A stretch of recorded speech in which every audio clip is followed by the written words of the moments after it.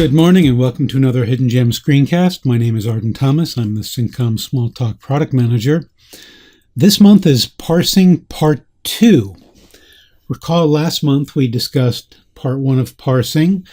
We built a simple JSON parser, and we first found the railroad diagram seen here. Here's for a JSON value, a JSON object, and a JSON array, which we looked over briefly.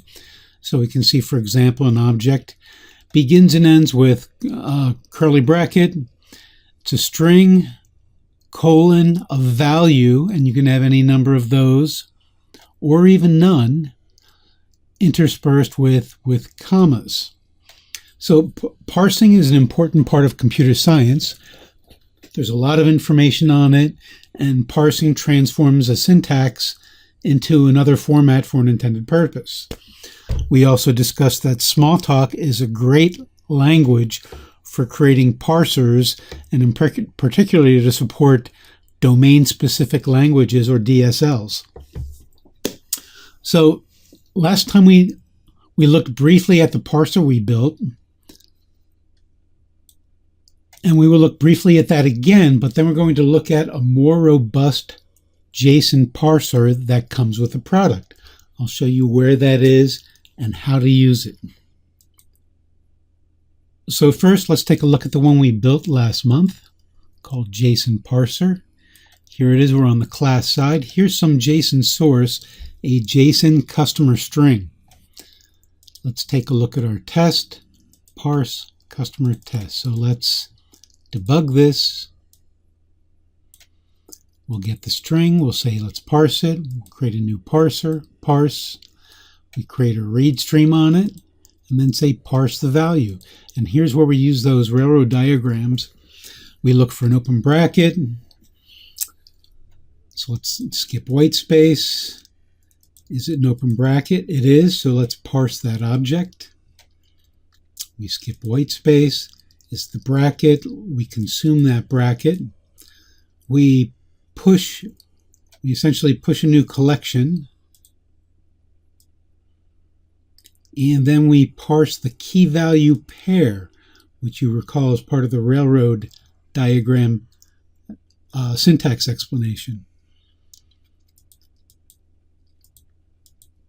We get the data name, and we're going to basically create an association here, the data name and the value as part of that association. So let's see, let's parse the data name. We find the open quote. We go through the close quote, and we can see our name is first name. And that's what we return. Make it a symbol. Now we parse the value. And we get the next value here is John. Okay. So that's what that looks like. Have we closed out? Well, that's not true. Do we have a comma? Then we get the next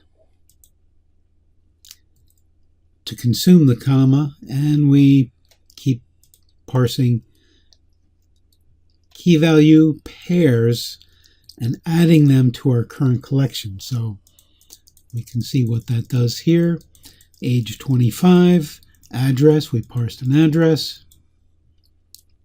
Home number, fax number. We close out, so we pop the stack, which returns that current collection.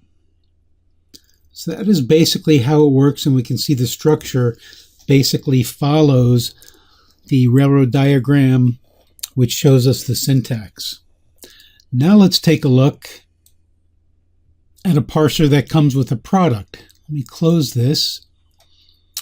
Parse customer test B in an Xstreams package that comes with the product. Xstreams JSON, you can simply send it the message decode. So I'm going to send it that same customer string.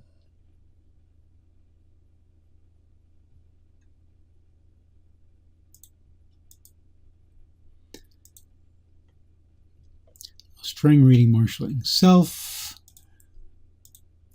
Get is going to start.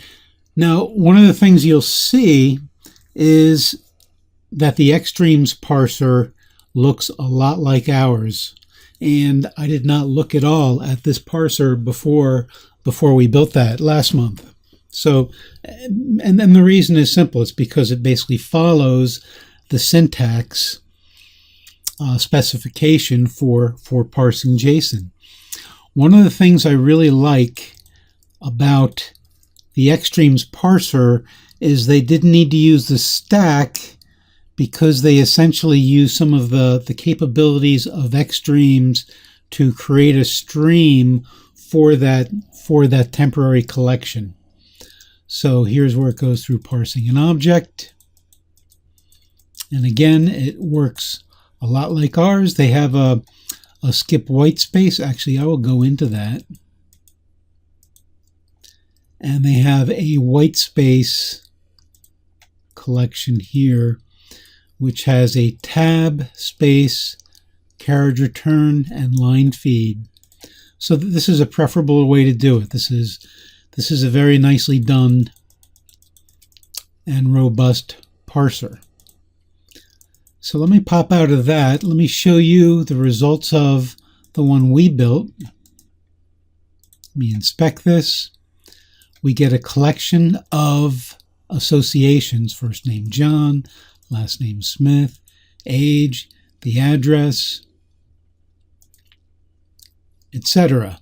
All in a format that we can use, presumably for our application. This does it even a little nicer. It basically gives us a dictionary with everything in it.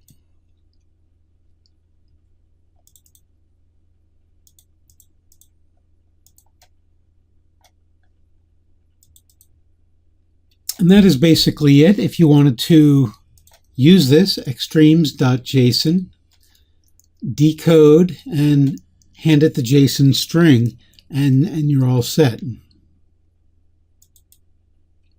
If you would like the sample code shown here, please send an email to athomas@cincom.com, and I'd be happy to send you that.